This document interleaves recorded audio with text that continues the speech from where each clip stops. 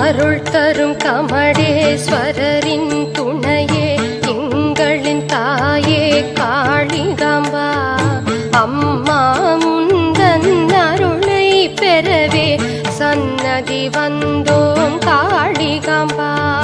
திருவருள் செய்யும் தெய்வம் நீ என தனை உனை பணிந்தோம் காளிகாம்பா.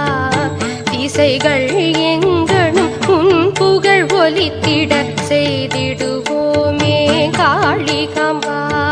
கரங்கள் நான்கும் காட்டும் அன்பினை கண்டிட வந்தோம் காளிகாம்பா. கண்